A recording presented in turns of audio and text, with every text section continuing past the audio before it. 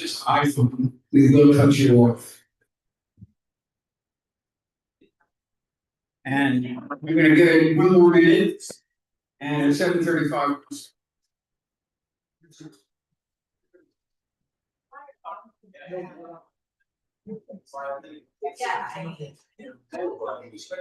Yeah. Oh, and I would really like it. Let me make it stop. All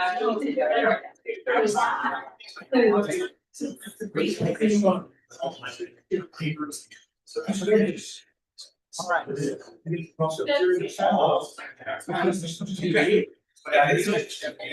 All right. Okay, 30 seconds. We're gonna start.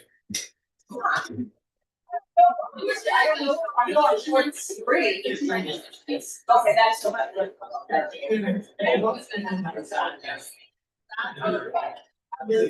Right. All right. Approval come to order, please. Thank you. Okay. All right. Alan, would you do congratulations? Could you do congratulations? Or should you? Well, I'm gonna get Ruth to do it. Ruth rather do it? Or let Ruth do it. Let Ruth do it. Where's the flag? Oh, right there. I pledge allegiance to the flag of the United States of America and to the republic for which it stands, one nation, under God, indivisible, with liberty and justice for all. Okay. All right, and just so, just want to make one change to the agenda, just so everybody, I think everybody's aware of this. The proposal to amend the bylaws is withdrawn and will not be brought up at this meeting tonight. Okay, first item agenda is approval of minutes. With the, as you all know, there was a slight error in the minutes, and which would have been very nice and true, saying that we would have $100,000 at the end of the year. Unfortunately, the number is $10,000, not $100,000. With that amendment, that I have a motion to approve the minutes. David, okay, John, okay, all in favor? Aye. All right, Curry, are you here? No, all right, so we will not have a treasurer report. Zeke, are you on the line? No. All right, well, we will not have a report from the spring mixer unless somebody is prepared to do that. My understanding is that we raised $50,000 at the spring mixer, and I would love to have a round of applause. Our hardworking and undefeatable team that did such a nice job in bringing all that money in. Okay. Next item of business. Where's he? I'm sorry. I can't hear you, Phyllis. Is that net? I believe that's gross, not net. At least that's the email I got suggested. It was, oh, there's Eva. Okay, Eva, would you please stand up? Okay.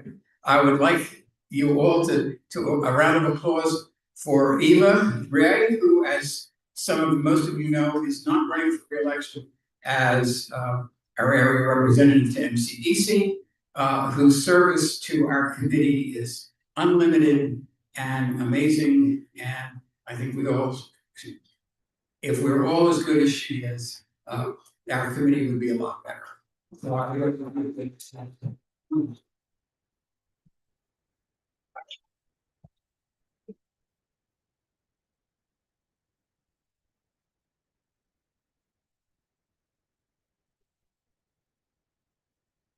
if when I see Jason tonight, I'm going to ask him if there's some way we can make her an honorary member of the county committee, executive committee, so she can keep going to executive committee meetings. And he and I figure out some way to do it because we would.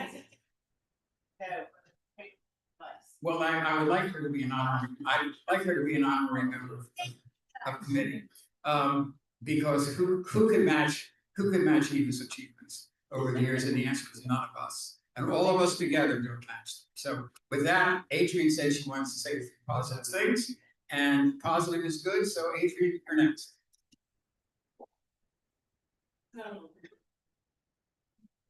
Take your time, it's okay.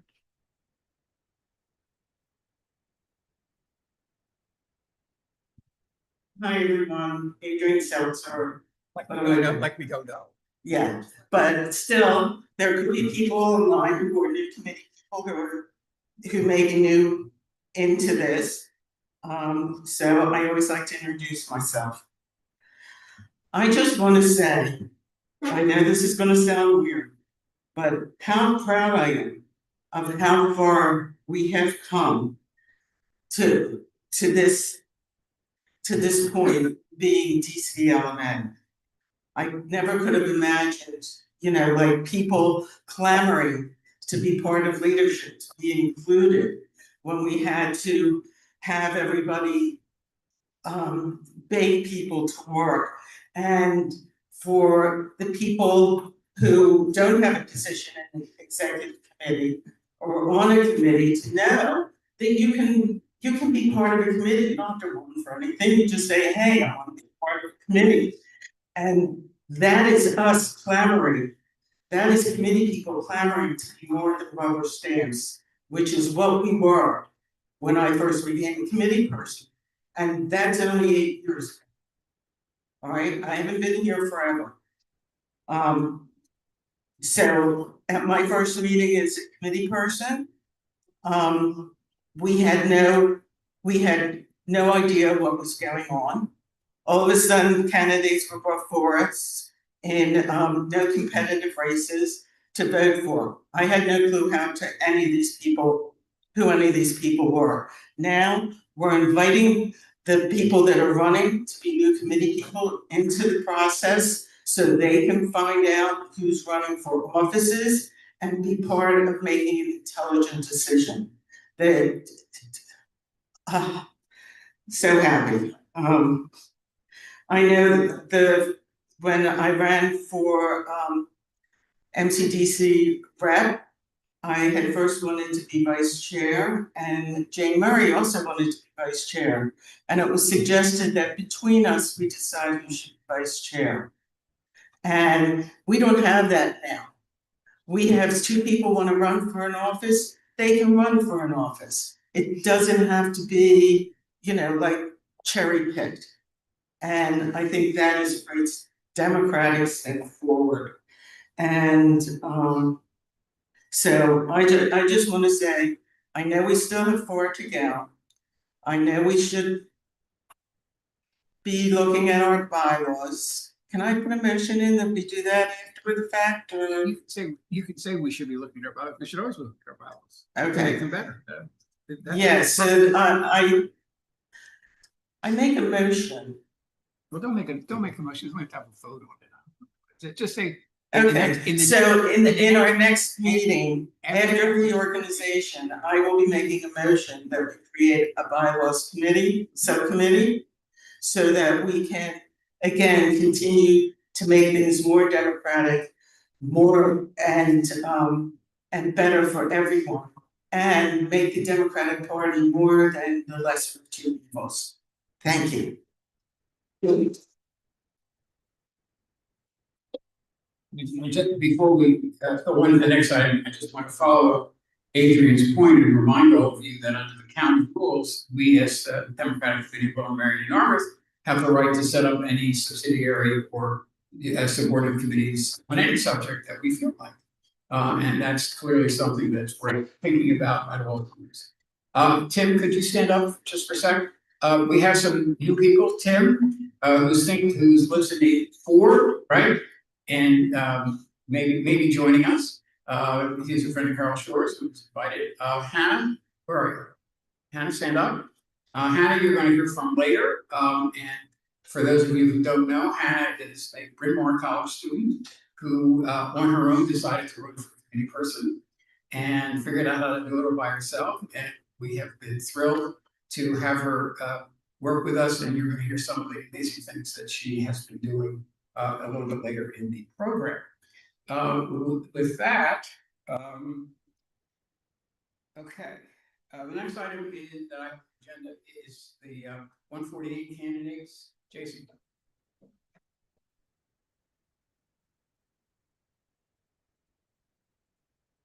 Hey, good evening, everyone. We are in the final 2 weeks before primary day. So I just want to say thank you, so many thank yous to everyone in this room who's been a part of this movement, for the doors you've been knocking, for the calls you've been making, the emails, the meet and greets.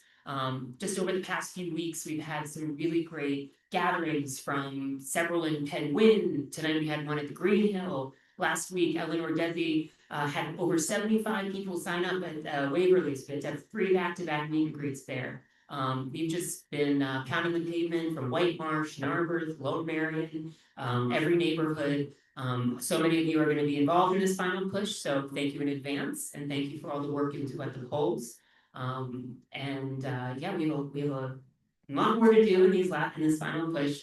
But I just want to express my sincere gratitude to all of you for everything, and especially, thinking about the transitions ahead. So thank you to Eva, to Murray, to all the subcommittee chairs for all the work you've been doing this past term. Murray may be with us, don't? Okay. Well, for all those who have been serving their terms, I just want to thank you, and thank you to Rob and to our vice chairs for all your service to the committee. We really appreciate it. So that's all I have to say. Please contact me or TJ if you want yard signs, buttons, anything these last couple of weeks. We're really excited to continue to work with you. Have a great day.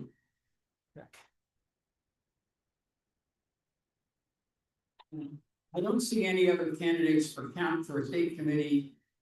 Oh, I'm sorry, Megan, forgive me. Sorry, I was on, Megan. Yes, And Leo, you're right. I'm hiding as a. Well, that's why you hide in the back, I can't see you.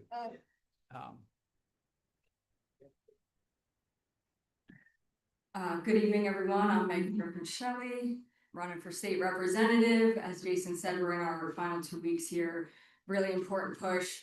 And, I want to take my last time addressing the committee before the election to just say a thank you. And I think it's a little bit of a different kind of thank you, because it's no surprise that I am coming from across the river. And I want to just thank you all for nothing but kindness, and having a process that has been, really fair and welcoming. I mean, the other day I literally ran to the DCLMN office before the speed dating. I was door knocking. I had a meet and greet door knocking, and Jason, Leo, Andrea, if she were here, the life of a candidate is literally insane. I'm, trying to find time to eat. I ran into the DCLMN office. Sarah is there working her ass off as usual for this committee. And I say, Sarah, can I eat a sandwich in this office in the 10 minutes, it was like 40 minutes that I had before the speed dating. And you know what? Yeah. He said, of course you can. And I sat there and I I know. made my, Maybe because I forgot to write it on the calendar. what? Just go write it on the I calendar. didn't think we're on the same side of this election. But it means something. I just want to say I really appreciate it. And that we're going to have this election, and we're going to rally around the candidate that wins. And we're going to kick ass in November. Thank you.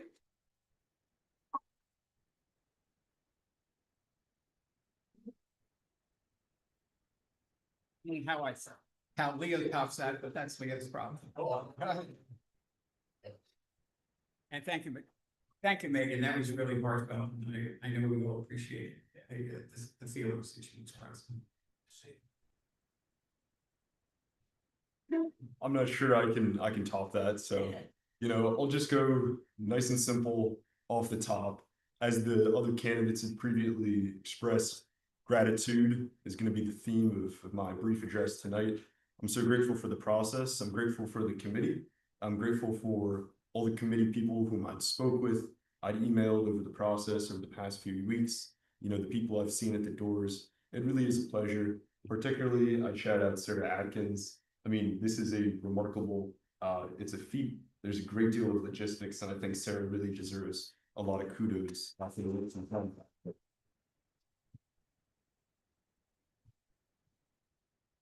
And then I'll conclude as well by thanking the other candidates, which was one of the favorite parts of the first speech I gave to the committee way back in January. Was a thank you to Jason and Megan and Andrew as well. It really is a pleasure to run against you guys. It's a pleasure to be your competition. I hear a lot of, tension. Some people are like, well, you should have a great dislike of the other candidates, and that's really not the case. I've got a great deal of respect for what you all are doing. I understand, that sleep is sometimes an optional feat, that, sometimes people are picking you up off the ground and stuff like that. But thank you guys. It's been a pleasure. Have a lovely night.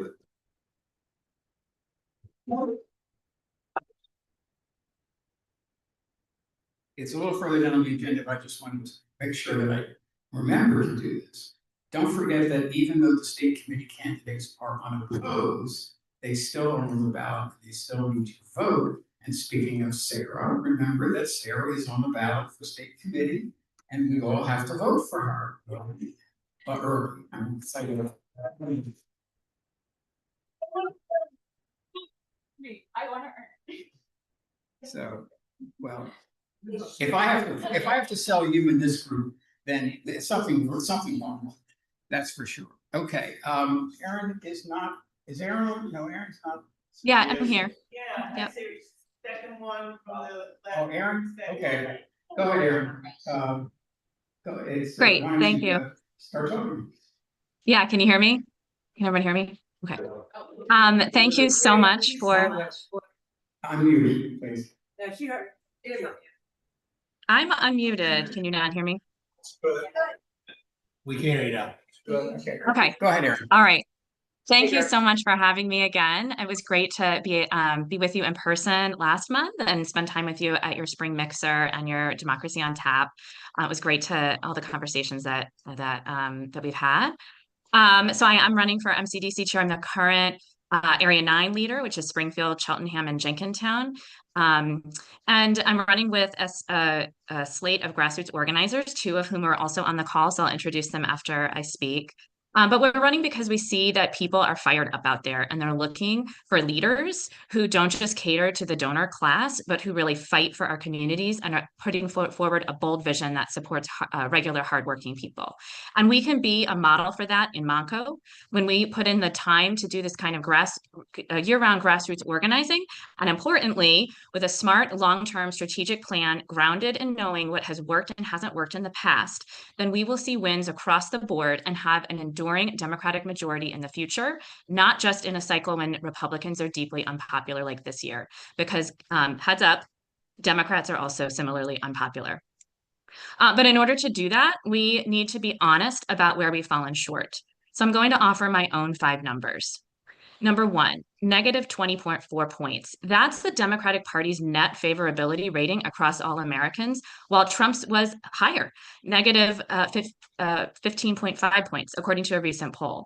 And the reason that the article gives is that Dems are struggling to present an alternative positive message and an alternative set of policies, and that Democrats haven't given voters anything to vote for. Just being against Trump is not enough, especially for 2028. If we are truly the key to the keystone, we cannot wait for state and national leaders. We need to be countering this message now and rebranding our party. Number 2, 15,115 votes. That's the number of votes Bob Casey lost Pennsylvania by in 2024, which would have translated to only a 5% increase in voter turnout in Monco. Number 3, 20,570. That's the number of Montgomery County voters who have changed their registration from Democrat to Republican or other, that's independent, during the last 4 years, 2022 to 25.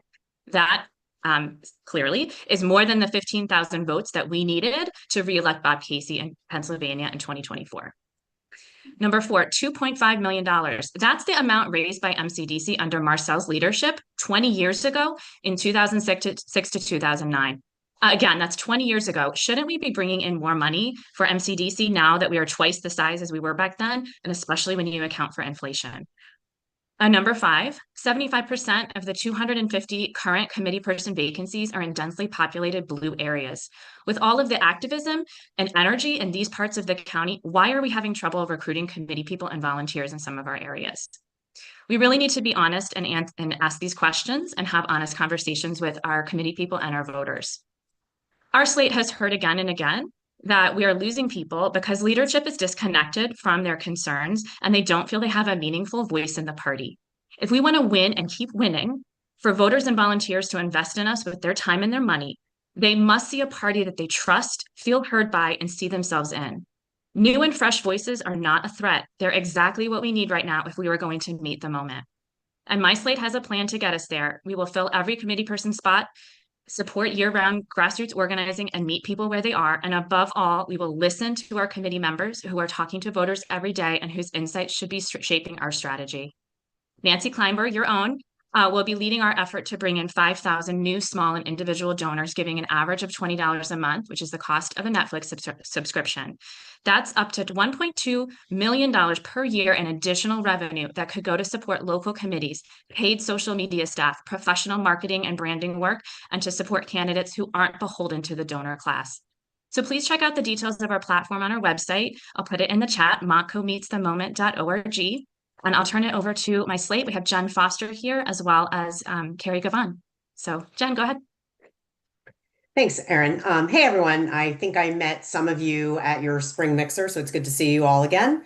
And thanks for letting me join your Zoom tonight. So for those of you that don't know me, my name is Jen Foster. I am the municipal chair in Towmenson, which is part of Area 5 North Penn Democrats. A little bit about me personally. I was born and raised in Montgomery County. I went to school here. I currently work here. I raised my son here, and my son is raising my 3 grandbabies here. And so I'm kind of an OG of Montgomery County, never left. I became a committee person in 2021, served as the vice chair of Towmenson Dems, and then became the chair last January 2025. And in full transparency, I never expected that I would be running for party leadership, but this moment is very different, as Erin mentioned. People are energized, they're asking for fighters, and they want new voices at the table. So I was really drawn to this work because I've seen what's possible when we actually do meet people where they are. And I was drawn to Erin's vision that's centered on trust, listening, and inclusion, along with year-round organizing. I've seen firsthand how powerful that effective that approach can be. It's not theoretical. Here in Towmenson, we stayed present and we stayed visible and connected to the community all year. We had organized many events, food drives, collections for several organizations across the county. And more importantly, we listened to the people that were doing the work. We made space for new voices, and we built a place where people felt welcomed and could actually make a difference. So like I'm sure all of you, I was devastated after the 2024 election. I really felt an urgency to do more. And I really felt that current leadership didn't seem to want to acknowledge that we could have done more. Many people like me reached out to get involved. They were looking to build community, to do the work together. And it was our job to meet them where they were. So as a result of truly opening ourselves up to new ideas and new voices, we were able to recruit volunteers for our committee. We actually formed our own volunteer committee. We filled every one of our committee spots, and we flipped our board of supervisors in Towmenson for the first time, which was huge. Like I said, I've lived here my entire life, and so I was tired of Republican rule here in Towmenson. So we have a Democratic majority right now. But more importantly, it really did build something lasting. It created purpose, connection, and a bench of new leaders that are still actively engaged today. So I'm running with Erin because the difference isn't just what happens during an election, it's everything that happens in between. When people feel heard, included, and supported, they invest their time, their energy, and their resources into the party. And that's how we build the infrastructure needed to win not only now, but in the future. So we need leaders that can appreciate dissent and recognize that we can always do better. So thanks again for letting me join. I apologize I couldn't be there in person, but I always enjoy seeing all your faces. So I can turn it over to Carrie. Carrie's on the line as well. Hello, everybody. It's great to be here with you virtually this evening. Thank you so much for having us. I'll kick off with just a little bit about myself and then, why I'm on this slate with Erin and Jen and the rest of us. But about myself, I live in Lower Moreland. I'm born and raised in Montgomery County. So I've always been here, always been a lifelong Democrat. Right now, I'm living in Lower Moreland. I actually was from Springfield Township over there with Erin, but now I'm in Lower Moreland. And back in, goodness, I want to say 20, as you get older, you're like, how long has it been? Probably 20 2018-ish, somewhere in there, 20, anyway, I became a committee person for 4-1. And, it was after the election, after Trump had won, and I was just like, what's kind of going on here? And I wanted to get more active. So I started doing that.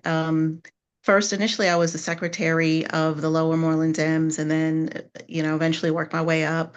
And eventually also became the co-leader of Area 7, which is Lower Moreland, Upper Moreland, Hatboro, Brenathan. You may have heard of Brenathan. It's where Dr. Oz pretended to be from and then lost.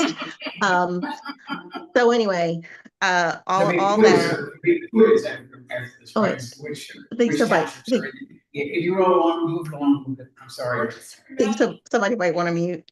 But anyway, There's been anyway, long quite a story bit of short, you state your name so that everybody knows who you are.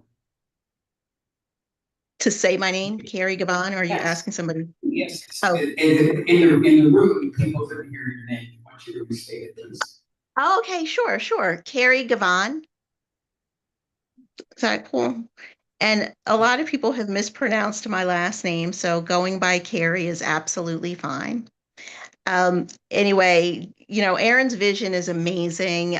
But my background is I've worked in the nonprofit sector. I've worked for Youth at Risk. I've worked with older adults, actually at a place called the Center for Advocacy for the Rights and Interest of the Elderly. So I'm familiar with all different populations, which of course are represented in Montgomery County. So I feel like I have that type of background and experience, knowing what different populations need and are looking for within their community, not only to feel heard, but to feel welcome, to feel like they belong, and to feel like they're part of the community. And all of that I can bring into the party. My day job, I work as a cultural strategist at a large organization where I really try to make the culture, the work culture, better for everyone. Same thing translates here, trying to make the culture of the party better for everybody. What does that mean? What's the culture? It's like the environment, right? So just trying to make it a place where everybody can feel like they can speak up without any fear of retaliation, where people feel like they can be heard and voice different opinions without being shot down. So that's how those are ways that you can make an organization have a better culture. And I have experience in listening to people, in being able to talk to people with different opinions and find a ground where things can work for everyone. So I think that those are all skills that I can bring to the party. I also serve as president of Compto Philadelphia, which is an organization that helps people to come into the transportation industry and to make sure that transportation serves all. So making sure that not only an industry, but a party, that anything that we're working on can serve all different communities, all different populations. It's about being connected to them, talking to them, listening to them, and then implementing those aspects that work, which make any organization or party stronger all the way around. So I came to this slate through Erin's request. Initially, when she asked me, I had become a little bit despondent. I began to think that there were some things that needed to change. That's it. Okay, can you wind it up, please? Can you wind up what you're going to say? Because we really have other things we need to do. This is running a little longer than I expected. And I'm sorry, I couldn't understand that request. I said, wind it up. He just wants you to finish up, Carrie. Yeah. Okay. Yeah. Okay, I can be done. Oh, sorry. I can be done now. We'll pass it back to Erin. Yeah, thank you so much again. I know you have a lot on your agenda. So, Thanks, yeah, Erin. thank you. Thanks, Erin. Bye. That's great. All right, Dana. And now we're going to hear from Robert. Okay, great. I'll be fast. I don't want to get yelled at by Rob again. I spent the first. I would never yell at you. I spent my first year at DCLMN. Okay, but I will be fast. I've got a couple slides. Yeah. And I'm going to go through them kind of quickly. First off, thanks. I'm Dana, Mayor of Narberth, and I'm here representing the 7 people that are on Borough Council and myself. It takes all of us to get stuff done here. So first off, hang on. I'm going to show you 4 points that come, as I walk down the streets and as I talk to people. What are the 4 things that people ask me most about? First, they ask, "Where's my slide?" I'm just kidding. Number 1, they ask about downtown and affordability. Number 2, they ask about infrastructure and safety. And I just tell them, you need to thank all of the state rep candidates because all of them have guaranteed, I think that was the word they all used, exorbitant amounts of money for Narberth. So thank you for that. And the bridge, yes. Number 3, we talk about zoning recodification. Zoning and recodification. So there's a lot of talk about what kind of house can I build here, what kind of building can I build here, and finally quality of life. And these are really important because I want you to know what you bought by getting all 8 of us elected. These are the things that we're going after. So not only that, we kind of go on to the next slide here. We're getting a lot of press. And that's something that we all committed to do because we want to make sure that not only are we getting the word out to the public, but we're just kind of raising the profile in general of what Narberth is, what it can be. And it's a really, really exciting time. I think I put 4 articles up there, but it's actually been like 7 or 8 if I'm not mistaken.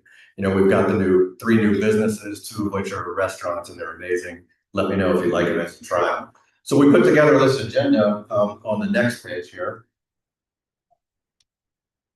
I'm realizing that might not be as legible as I thought, and I apologize for that. And I'll do better if Rob lets me come next time. We'll see. It won't be my choice. Yeah, it won't be his choice. So hopefully Danielle and Devin. Sort of 5 things here that we're going after. Number 1 is vegetation enforcement. That's really important for us because we've got a lot of tree overhang and those sorts of things on the sidewalks. And I don't know if you know, but we love to walk on our sidewalks in Narberth. Next, we have the leaf blower ordinance. Thank you, Lower Marion, for setting that example. We're following in your footsteps there. Zoning, we are looking at what types of buildings, what sizes of buildings we should be putting, like at the old Rite Aid, at the Elmwood property. It goes by a lot of different names. There's another property across the bridge. It's sometimes called the Old Baptist Church, the Lot. The Elmwood property, 198 Elmwood, it's kind of over that way. So if you want to see a pile of rubble, feel free to cross the bridge. It's great. And we're going to do great things over there. The bridge itself, it's been out for a bit, I understand. And then finally, transportation safety. So this is something that we're looking at because we have a lot of crowded streets, and when it snows, a lot of people have to park on both sides of the streets. You can barely sneak your car down through there. We're looking at bicycles, pedestrian safety, lots of different things. We put the 3 down there that we're working directly with all of you, so that if your constituents come by, you can tell them, yep, Narberth's working with us. Number 1, we're looking at active transportation plan. So that's primarily around walking and bikes. The Montgomery Avenue Safety Study, that's a mouthful. Let's say that 5 times in a row. Am I okay on time? So he's got his watch there. I'm going as fast as I can.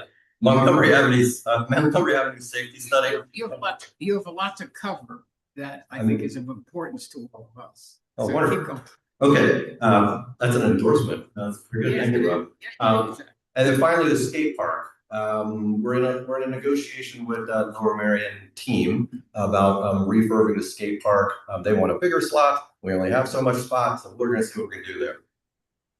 That's kind of these things are sort of the immediate agenda. There are other things that we're looking at, but it's really making it safe, letting people walk, kind of beautifying things, looking at downtown. Let's go on to the next one. This is the fun stuff.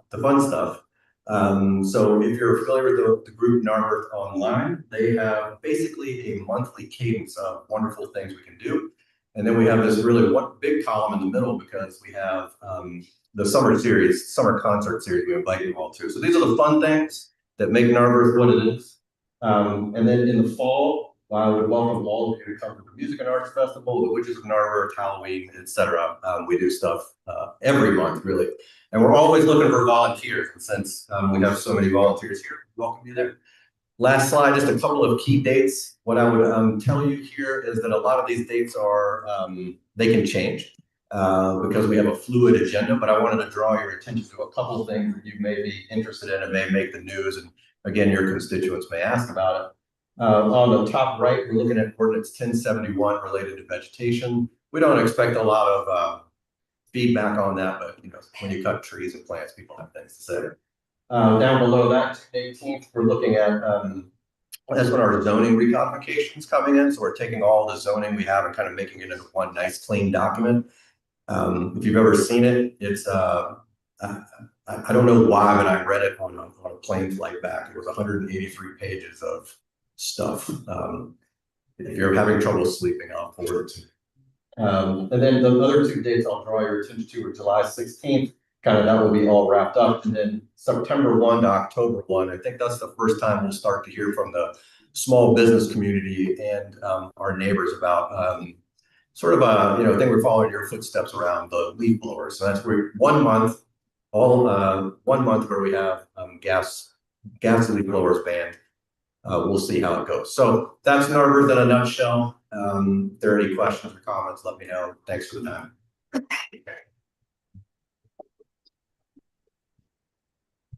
That was fast. I was for Boston. Andrea, do you want to say anything since you're here?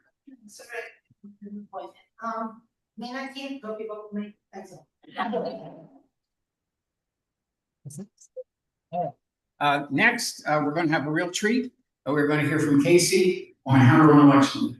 Casey is one of my heroes about how to run an election.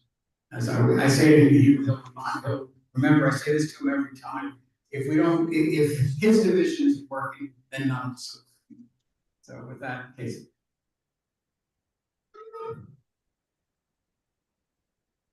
Thank you. I'm Casey O'Bannon. I'm a committee person 13-2. I've been doing this for 20 years, and I was asked by Rob and Evan to talk about best practices on election day because they never have to worry about 13-2 on election day. I don't know what anybody else does. I only do, you know, we've been doing in our precinct. So my first suggestion would be to talk to, for this is really for the new committee people, talk to one of the seasoned committee people or several of them, find out what their best practices are. I'm sure you're going to get better information from them. They might hear what I have to say and say, he didn't mention this and this and this. So talk to Bill and John have a great program where they are. Cheryl and Al and Alan and Phyllis over in Penn Wind. There's a lot of people who've been doing this a long time who get great results. So ask them what they're doing. But I will tell you 5 things that I would suggest doing. Just to give you a picture of 13-2 is Ballard-Kinwood Middle School. We share it with 13-3. There's a little vestibule where there's a Republican table, a Democratic table, and then it feeds into an old gymnasium where the 2 polling locations are. The 5 things that I would suggest for best practices for election day are make it a pleasant experience for everybody, know who runs your facility, provide value when you can, thank the people who work inside and value your volunteers and thank them, making it a pleasant experience. We don't get into people's faces about issues or candidates. We say good morning, good afternoon, good evening. We say thank you for coming out, thank you for voting. Conversations about the issues and candidates will happen naturally. Somebody will come grab that yellow piece of paper and they'll look at it and they'll say, can you tell me about this person for Commonwealth Court? What's this candidate's position on Oakwell? And then you'll have a conversation. But we really just want those people, they've come out to vote, they pretty much know what they're doing. We've done our job, that's it, get them out to vote. You want them to come back next fall, you want the volunteers to come back next fall, you want the people inside to come back at the next election, you want it to be pleasant for you. So that's it. 2 is know who runs your facility. Have their phone number on your phone. You might need a trash can, chairs, there might be a parking issue, accessibility issue. the weather can change and you have people walking in with umbrellas and that nice floor, gymnasium floor gets wet. We've had people go down. The school district, the firehouse, the house of worship, the community center, they do not want to slip and fall, and you don't want to be there when it happens, trying to deal with that and voters coming to vote. Know that person and call them when there's an issue. Also clean up after yourselves. Take your signs, take your literature. Just be a good community member. You don't want to leave it for somebody to walk in the morning and go, oh, the Democrats left their signs again for me to throw away. So just be a good community member. Provide value when you can. Even though we say good morning, good afternoon, we also will pull the ballot up and say, hey, remember to turn over the ballot. There's candidates on the back. A couple of people messed that up earlier. You don't want to do that. And you can point out the ballot on the wall, taped up. Hey, come over here and look at it. You turn with the big pink, you turn with the big pink. The official ballot, sample ballot. So we tape up everything. You'll get your ballots and tape it on the wall. You point to the ballot, say, if you want to know what it's going to look like, take a look. And then they'll come over, they'll start to look at all the candidates, what state committee. They'll ask you, so that's where conversations happen.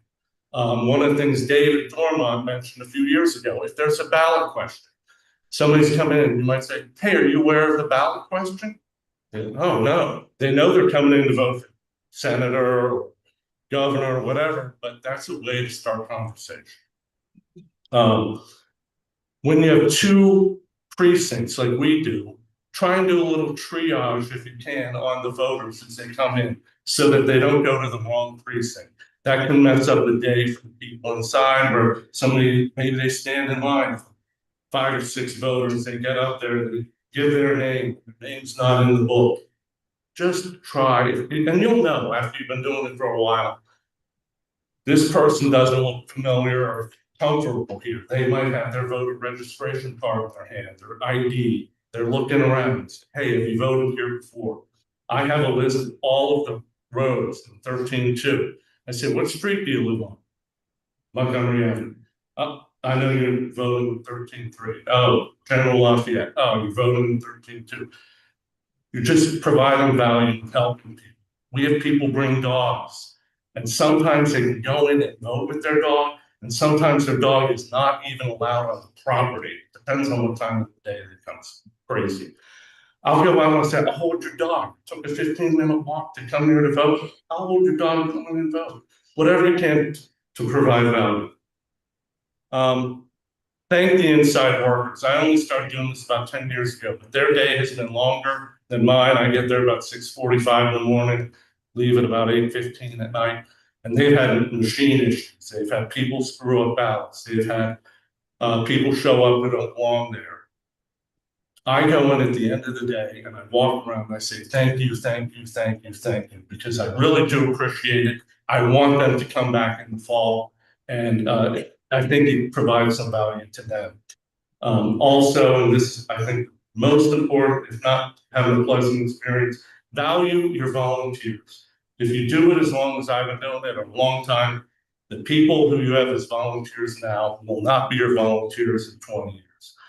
They age out, they move out, they die out, they get redistricted out, or your judge is going to poach them and bring them inside because the judge is dealing with the same issues. The judge will try to steal your work. So you want to value those people. I really do value, want to build a roster of volunteers that they can give you a half an hour, take it. If you make it a pleasant experience, it might give you an hour in the next election and 2 hours next. That's why you need to have a pleasant experience. I work with Joe Shapiro. She has a list there, gets people to sign up for vote. I've done this 20 years. I've never gotten one person sign up. She gets 10 people every election, which is incredible. So you know somebody to do that. Stand up. That's good. And then on Thursday, usually on Wednesday, I'm too tired. I thank my volunteers. If I can provide some data point, hey, we had 3% more voters than in the last municipal election, or we had 495 people walk in and 275 write-ins, try and give them some value. Or you can just say, hey, we had a great day. It was great spending time with you. I can't wait to see you in November. But that's what I have for you.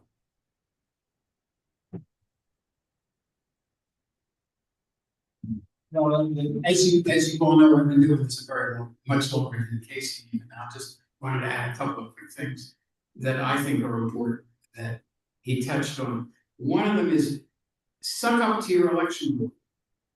They are the most important people in the polling place. They are more important than you.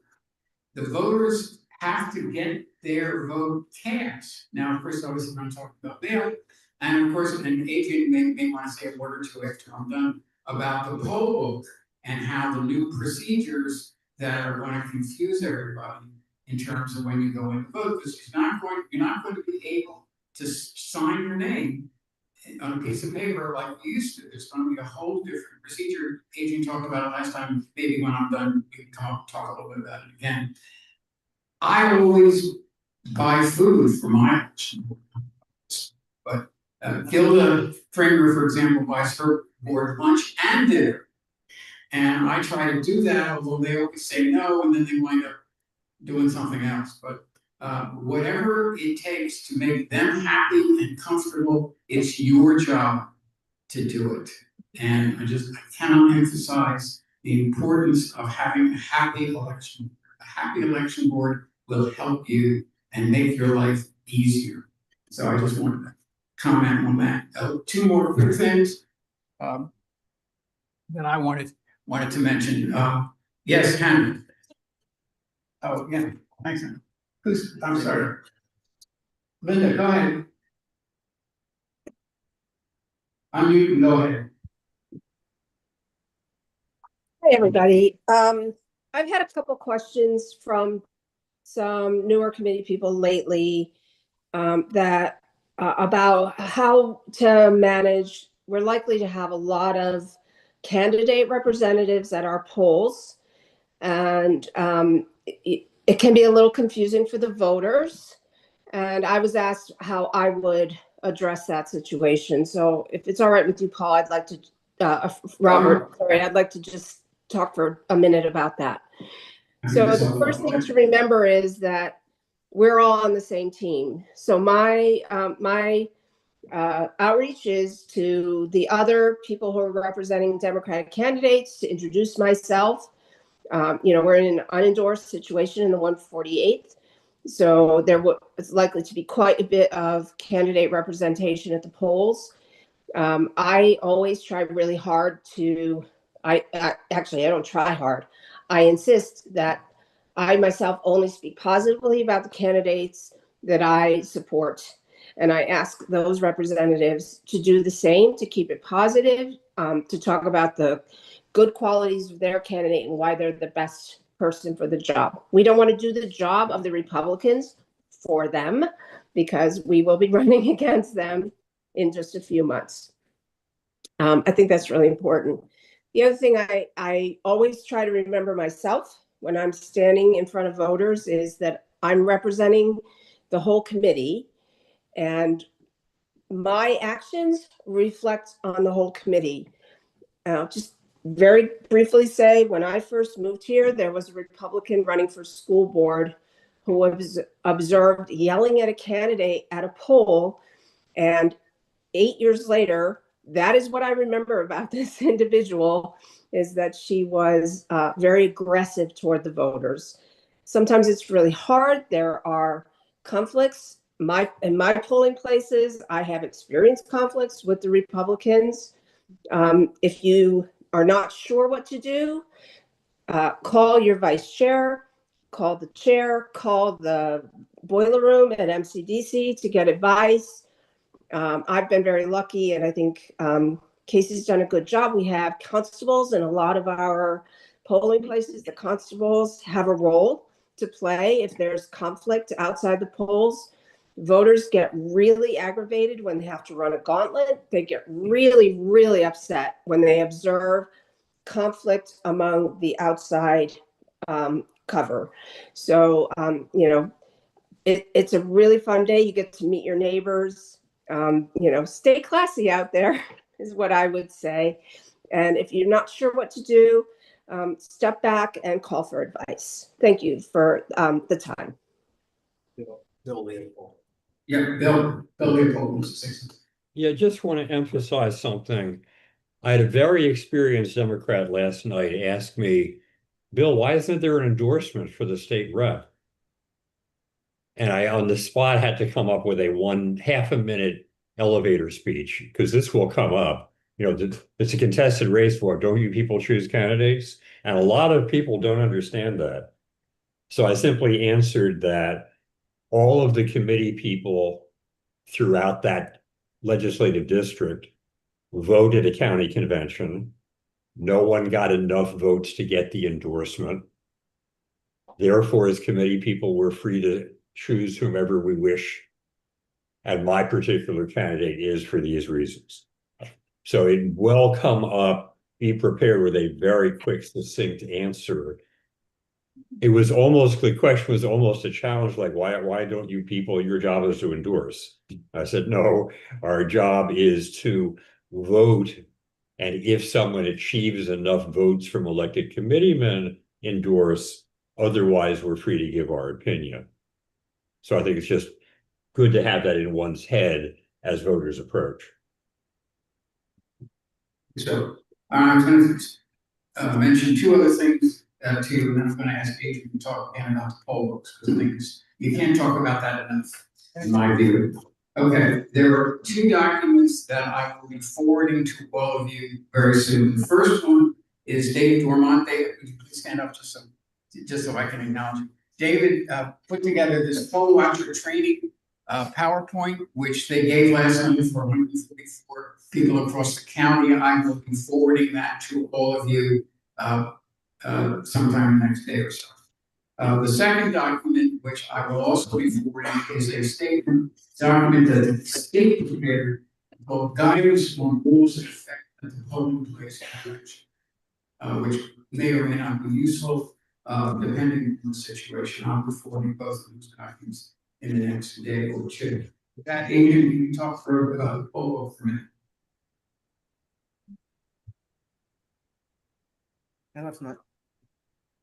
Hello. So this election, Montgomery County has rolled out electronic poll books, and they're actually iPads, and they have all the information for the registered voters on that iPad. It is not connected to the internet. All that is just self-contained within the iPad. And you come up, you give your name. You don't have to go look for A-L and Z. Everybody can be in one line, but there'll be two people. So whichever line shorter you can go to. And you give your name. And I know in our precinct, we have some rather long Italian names and some rather long Indian names. And when it comes to putting the information onto the sheet that the clerk does, it gets a little complicated. But we will not have that problem, because all they have to do is give the first few letters, comes up. If they need a fourth or fifth letter, that's okay, and it prints out a little tag with the person's name, so it speeds up for the clerk to be able to write on that pad. So that makes life a little easier. The person doesn't come up. It could be a couple of reasons. They're not registered in Montgomery County. They're not registered at all. They are an independent or unaffiliated rather, because in a primary, unless there's a ballot question, only Democrats and Republicans can vote.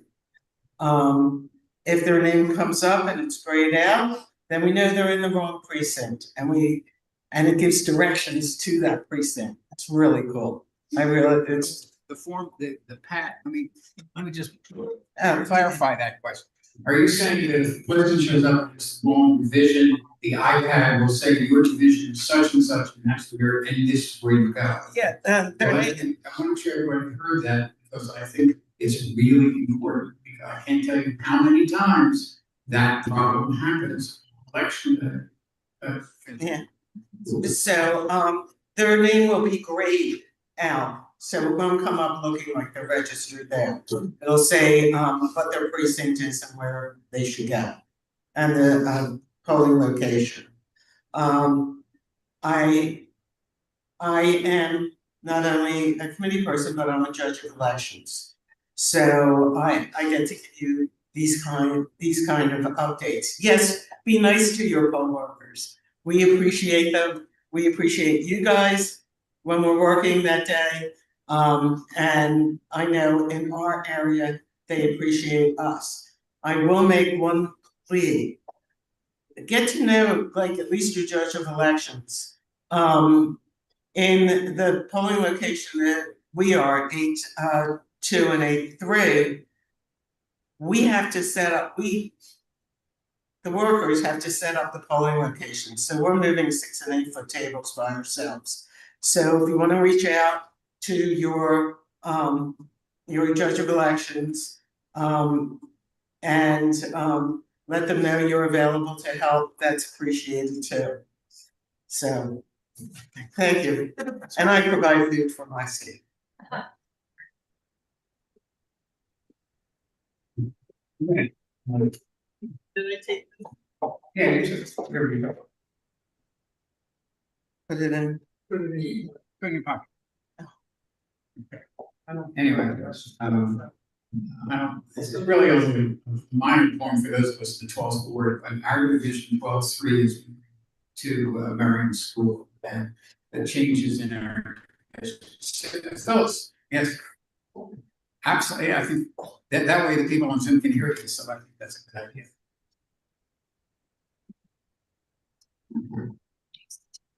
That's all. I just wanted to pick up on Casey, who's just left, Casey's point about the email addresses. You're talking to your voters and trying to gather email addresses, which we have been doing at our poll location. So it's 2 precincts, 14-1 and 14-2, for maybe 15 years. And we, as a result, have, I know in my precinct, we've got over 300, the email addresses of over 350 Democrats in our precinct. So that's virtually every single household that has a Democrat in it. And a similar number in 14-2. And it is just, one interaction at a time. So I know that, so I just want to address that. Because Casey said he's never been able to get any email addresses. And it is true that what we do is we set up the sign up sheet on a clipboard with the pen attached to it, by a string of rubber, series of rubber bands, whatever. And there's a volunteer, one of our volunteers, who that's their job, to talk to voters after they vote. We don't want to get into this before they vote, but after some people are leaving the gym, and the polls are in the gym, poll location as well. And heading out of the building to ask if they want to remain an informed voter for the, subsequent elections, and that this is an email list just for our precinct. And the information is tailored to Democrats in our precinct. And almost without exception, the response is, oh God, no, I get so many emails. That's always the first reaction. So then you say, well, again, we're just volunteers. We absolutely have no interest or capability of flooding your inbox. We literally send like 3 emails per election. And then sometimes some people say, well, okay, and we made it clear, it's just us, we don't give your email address to every Democratic entity on the planet. So there's a way to work through that conversation. And the result is you have a free way to inform your voters.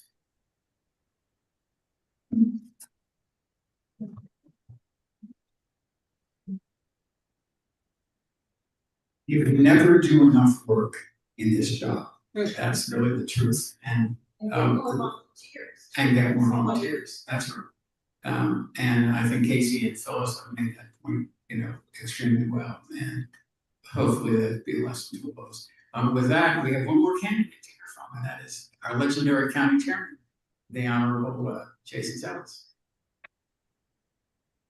After which Sarah and Hannah will talk about election. Thank you, Rob, and thank you, DCLMN, for having me back again. Feels like we were just here a few days ago. 2 weeks ago.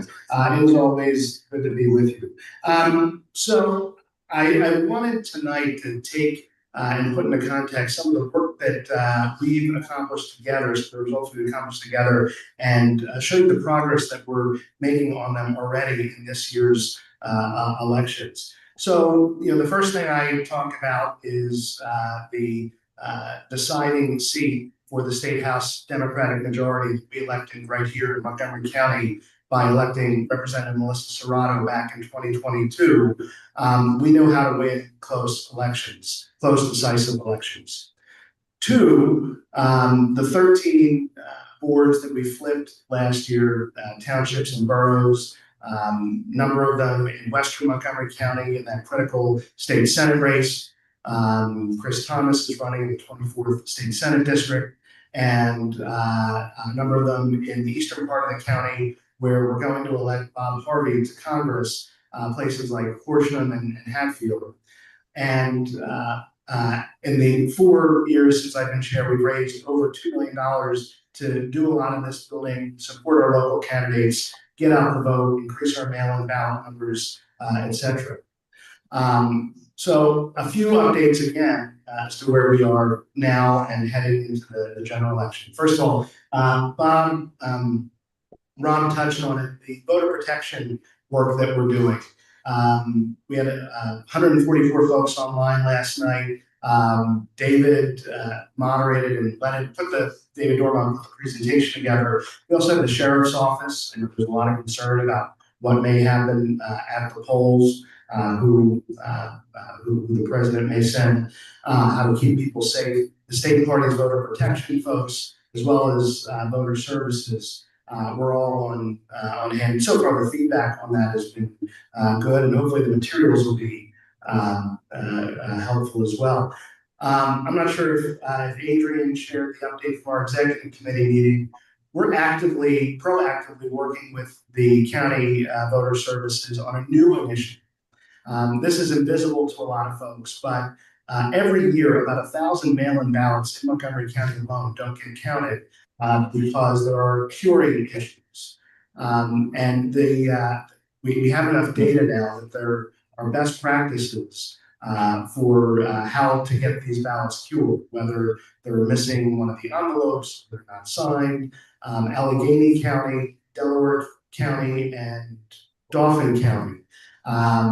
Their cure rate is about 70% for defective ballots. Ours is about 39% right now, which results in about 1,000 ballots a year not being counted.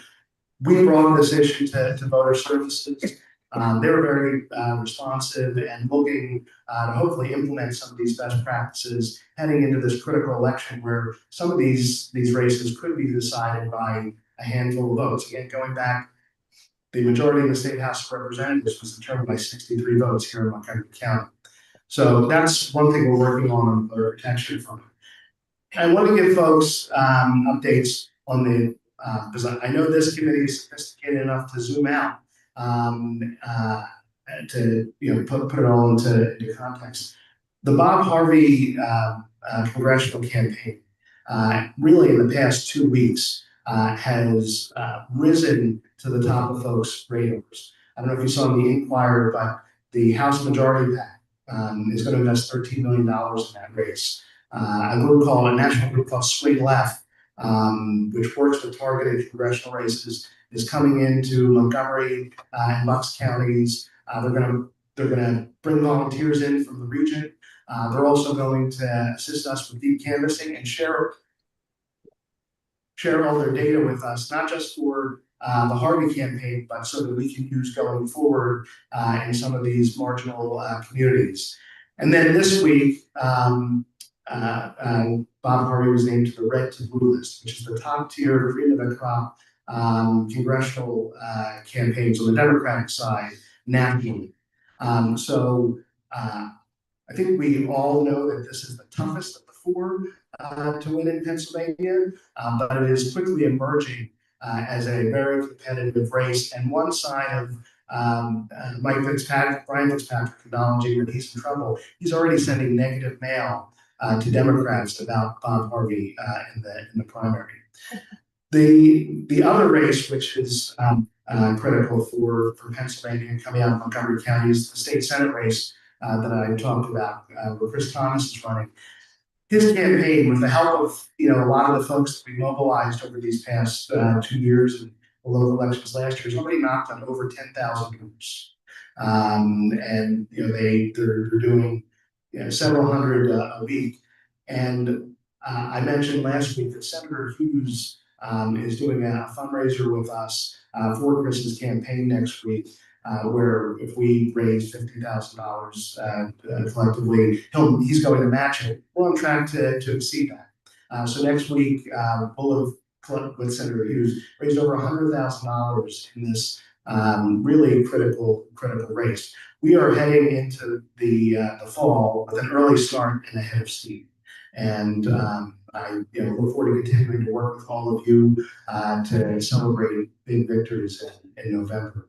But we certainly have a lot of work ahead of us to do that. I know the hour is getting late. I'm happy to take any questions if folks have them, either online or in person. And as always, my phone number, 267-626-8040. Thanks so much. Sarah.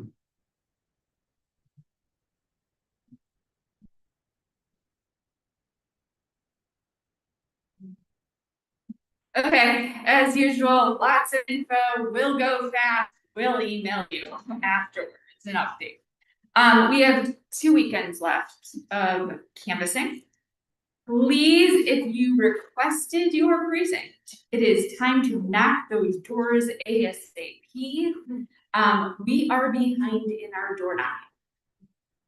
I have turfs here, so if you have not picked up yours from me that you signed up for, please do now. Or if you're on Zoom, please come to the office or arrange a time to get it. If you did not sign up to canvass, or you can take more, please see me before you go. I have the whole box right there. Canvassing lists can be picked up anytime the office is open, so you don't have to wait for the weekend, everybody. You can come in during the weekdays when we're open. Please also send. Yeah. Time's up. It'll be in the email the times that the office is open. Also, please send people our way. If you have volunteers who want to door knock, please send them. I do want to give a shout out to 2331-7173 and 81 for smashing your door knocking. Thank you for getting those doors done. I will be sending phone banking lists over the weekend for apartment dwellers to those who signed up to make calls, and that will be sent by email. You don't have to come in for it. You will get it with the script. Go for it. Sunday, the 17th, Bag Day. We will be at the office for Bag Day from 2 to 3 p.m. on the event side, or 12 to 3, sorry, 12 to 3. on the event side, so not where we give out turfs and all of that, it's on the other side where we do like, we did our election night event or speed dating or all of that, that's on that side. You will be getting everything you need from the committee, for the committee person tables, including sample belts, the big ones blown up, sheets to collect emails and volunteer signups, literature, and lots more. There will also be a contact list of numbers if you run into any trouble. You can call. I cannot promise, and I'm really, really sorry, that we will have Shapiro lit for your tables or signs for in front of your polls. I am very sorry. I am trying. They just don't have them in yet. So we're hoping by election. The coordinated. We meet with the coordinated. I was just gonna point out, the coordinated said they need our primary. That's amazing. So I'm in constant contact with them, and I'm working on it. Campaign support will be sending you late Sunday night, early morning. You guys know my crazy hours. That you should watch out for this email. It will contain a Google sheet with 3 tabs, and those tabs will have all your mail-in ballot voters who have already turned in their ballots. The second one are going to be all the mail-in ballots not yet turned in per the data. The third will be all the rest of your Democrats, so you can use them for your strike list, which, you know, when you go to in the back and you can strike off the list of everybody who will come in, and then make calls around 4 to 5 p.m. to people who have not yet voted. That list will be provided for you. Speaking of mail-in ballots, data is always, I'm letting you know, a few days behind no matter where you get it from, because it's based on the county and logging in that data and then uploading it. We are just about 50% turn-in rate right now for our mail-in ballots, which is not bad based on where we are on the timeline. There is another satellite office this Saturday, which will increase the numbers. People tend to get them in really those last 2 weeks anyway.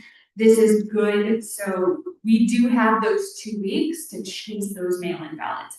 You'll see on those lists that you got for canvassing, it'll say voted if their ballot is in. So you can skip those doors if they've already voted. But if they haven't, and just mark them like that so that we just, you know, you try. If you want us to mark it. Mark it. As if we had, even if we didn't. Yeah, just mark them. But we still have 2 weeks to get them in, and don't forget, you need to let mail-in ballot voters know that it is not like at the polls where if you're in by the time, you know, you're in line by the time the poll closes, you can still vote, don't leave the line. If your mail-in ballot is not in by that 8 p.m., you can't put it in. It's not in the box. In the box, that's what I meant, in the box. By 8 p.m., you don't get to stay in line, it's closed. So make sure people know that. And we do have the 2 drop boxes that are 24/7 at Ludington Library and at the municipal courthouse. Then I wanted to say we had another conversation cafe. Alan, do you want to give a quick update about the next one? Yeah, I'll just do it right from here. Well, they can't hear you. Alan, Okay. Alan, they can't hear you on Zoom. So you need to come up. Consideration. We can hear you, but they can't. Consideration for all folks at home. We had a conversation cafe a few weeks ago, and it was a small group, but a very interesting connection was made. So things happen when people come together. We're trying it at a different time. The next one is going to be on May 24th at 12:30. That's a Sunday. So we're going to try a Sunday kind of midday and see if we can get a little better attendance. But it works. Getting people together to talk to each other is really helpful to everyone. But we learned a lot and they learned a lot. Thank you. Thanks, Alan. Thank you. Today we had our last community engagement event, and I want to call Hannah. It was Coffee with the Congresswoman, and Hannah will let you know how it went because it was phenomenal. Hi guys, I'm Hannah. I am. Remind everybody that you're a Bryn Mawr student. Yes, I'm a Bryn Mawr student. I'm 19, the first year. I'm in 11-2 with Bill Mulder. Shout out. So we had the satellite band on April 30th on campus, and our dorms close on the 17th. So getting voters engaged before then and getting our mail-in ballots is really important at Bryn Mawr. But Mary Gay Scanlon came to campus today. We had Dunkin' Donuts, we had treats by Sarah, thank you, and students submitted some questions, I came up with some questions, had about an hour of a Q&A, and then there was a chance to come up and take pictures with her and Freedom Donkey, which was great, so thank you. Talk about the band. Oh, and the voter satellite band came April 30th. Montgomery County, there was a good turnout there too. It was 11:30 to 2. And the deputy director of campus and engagement from the PA Gems was there, Clara. She was very sweet, and we flyered for the Scanlon event today. So all great things.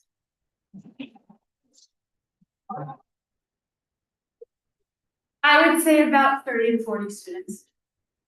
So it was a really good turnout.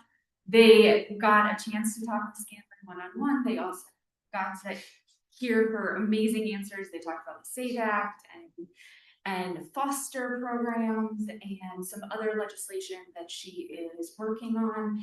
And it was a great way for the students to kind of get to know like our congresswoman and their congresswoman. But we also made some great connections with the campus to get interns and to work with them on more engagement events. And this is just the first one. We already have Malcolm Kenyatta scheduled for August 30th. We have a party to the polls that we are going to do when the band comes in November or October probably. But we're working really hard to coordinate it already to coordinate some really awesome engagement events at the campus. And this is a great opportunity because we have not had that opportunity in a long time. Yeah, I should point out, you all may not realize this, although Bill, of course, is aware of this, that over 400 of the Bryn Mawr students voted in that election. So we're talking about a significant number of votes. Yeah, there's a lot of students. Yeah, so I was there, and I know we're rushed for time, but I really want to point out, Hannah handled it like an interview, and she was a pro. Like she had all the questions together, and then she would ask her, Mary gave the question, and it was just a terrific event. So great work, Hannah. I'm excited. Please put out the word that we are collecting things like diapers, wipes, and other like mommy baby type stuff to donate in honor of Mother's Day. So please tell them to come into the office, bring it into the office. We want to collect this stuff for our local community. Also get out the word that we want to collect books on election day because there are a lot of kids who do not have access to summer reading books. And I'm working with our school board member, Jen Rivera, on this, and she is connecting us with a wonderful organization to get books in the kids' hands for the summer. So please put out that word. Election day, if you need a rover to run to help your precinct, please call, text me, because we have a number of Sooner the better. Sooner than, well, no, even on election day, if you're just like swamped and you need another pair of hands, we have a number of high school students who are doing their senior project with campaign support, and they will have cars and they will be able to get to your precincts to give you extra hands and extra help.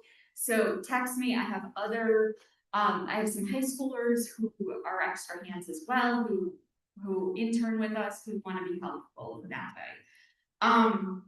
And then please join us on election night at the Lifties after the polls close to celebrate, watch the returns, enjoy some good food together, and just really come together with the people who, this was their last election day that they're working and, you know, embrace all our new committee people as well and celebrate with them joining the committee. Samantha. Really quick question. For the children's books, is there any age, like little children's books or all ages? All ages. We're also going to be working on a little free library for our campaign office wherever we end up. And have it out there for people to be able to utilize that way. Adrian. Are you working with Box Lunch in a book? Yes. Thank goodness. Yeah. That is who Jen is talking to for us. And we're working with her. I'm really excited about all the stuff that we've done this cycle, and we are very excited about the coming, you know, the general and all the really cool stuff that we're gonna get to do. So, Phyllis, quick because the two things. One is I just feel compelled, as Rob knows, to say that the voter registration subcommittee has had a wonderful relationship with Bryn Mawr College for at least 10 years, maybe more, in that they register the students when they're freshmen and how to shake their new guests, when they're signing up for classes or when they arrive. So and that is the college works really hard, but we are going to be working with the coordinated campus people and the new whoever is running voters registration will be put in contact with the right. I'm just pointing out that we've been doing that and that we've had a wonderful partnership with Bryn Mawr College for many, many years. And then the other thing is that I have found it helpful when communicating to voters where the drop boxes are in Lower Merion to say outside of Ludington Library and behind the Montgomery County Courthouse next to Staples. In our okay, so okay, Phyllis, people can't hear you on Zoom. Sarah's gonna repeat. I was just gonna repeat it. That Phyllis was saying that it's helpful to tell people that it's outside of Ludington Library. The drop box is outside of Ludington Library and it is behind the municipal courthouse so that people know exactly where to look. Yes, the full name. David Dorba. Could you quickly talk about satellite office? Last day is Saturday. Yes, the last day is this Saturday at the municipal courthouse. The Montgomery County Courthouse in Narberth. It is, do you know the hours offhand? 11 to 4. 11 to 4 this Saturday. I might call on a few people to be helpful. Hannah's going to be in touch if any students need to get their mail-in ballots still and do on-demand voting. I will be in touch with some people to drive them into the satellite office if we hear of anybody. I think it's important to point out it's a satellite office of the Central Voter Services Office of Montgomery County, which is in Norristown. This is an official voter services office that is staffed by Montgomery County election officials, and they have their equipment there. They can work. You can walk in and you can without anything, and you can walk out and have voted. They can help troubleshoot any. So for those on Zoom, it is a satellite office of the official Montgomery County Voter Services. They can do pretty much everything that they can do in Norristown. You can do on-demand voting. They can print a mail-in ballot right there, and then you can just go and vote. They also can help you troubleshoot if there are any issues. Besides that, just like really talk to the voters. It is super important that they understand because people are like, I'm in an area, we have no contested races, you know, everybody's endorsed. Why should we come? Why should we show up? Why should we take that even 10 minutes? And what we keep telling people is that it's super important to show everyone that our candidates have the backing of the people, that the people support them and they showed up for them. And let's show that that blue wave doesn't start in the fall. It started on the 19th. And as many people should show up and show that we back these candidates and we're gonna fight for them and we're gonna work hard to make sure that they all are winners on election day. Thank you. All right. With that, that's everything I have, but so I'll take a motion to adjourn unless there's anything else. John? You got it? Okay, hold on, and I think Rob. Hey, Dan. Okay. I want to thank Rob for filling in while we didn't have a very good break. November 3rd in this room for reorganization. After you were elected on May 19th, we'll reorganize in this room on June 3rd. What Third, 2/3. Robert Paul. Yes. Yes. A question just came up, and I think it's actually really important for new people, and I'm sorry that we adjourned, but I do want to tell you this. Somebody just asked, how do we get this table? We have to bring a table. Usually we have, some polling places will have designated tables, you should find out. But the majority of us actually have to bring a table to the polling place to put all our stuff out. Chairs and everything. Chairs, everything. So be self-sufficient in that.